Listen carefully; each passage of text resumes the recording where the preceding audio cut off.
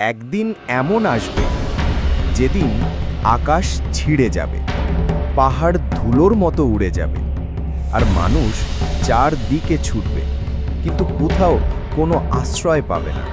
আল্লাহ তাআলা বলেন, যখন সূর্য ম্লান হয়ে যাবে, যখন তারা ঝরে পড়বে, যখন পাহাড় স্থানচ্যুত হবে, তখন প্রত্যেক প্রাণ জানবে সে কি নিয়ে এসেছে। সূরা আত-তাকবীর 1-14। সেদিন মানুষের হৃদয় ভয়ে কাঁপবে, কারণ তারা জানবে আজ আর কোনো ক্ষমা নেই। মানুষ উঠবে ঘুম থেকে জেগে ওঠার মতো, চারপাশে ভয়, কম্পন আর অন্ধকার। কেউ বলবে, আজ আমাদের কি হবে?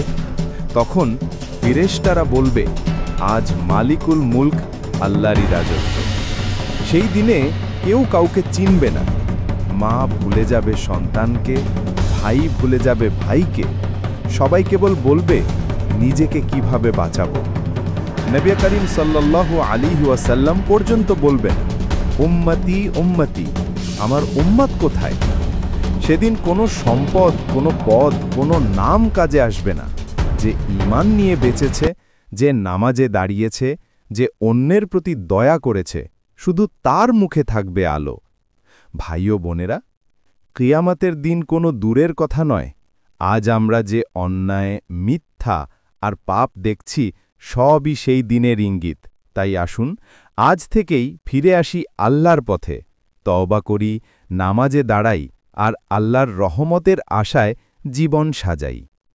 আল্লাহ আমাদের সবাইকে সেই ভয়াবহ দিনের ভয় থেকে রক্ষা করুন আর জান্নাতের পথে নিয়ে যান।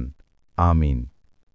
এই ভিডিওটি যদি তোমার মনে আল্লাহর ভয় ও আশা জাগায়, তাহলে শেয়ার করো, যেন অন্যের হৃদয়েও ঈমানের আলো জ্বলে। সাবস্ক্রাইব করুন, শেয়ার ও লাইক করতে ভুলবেন না।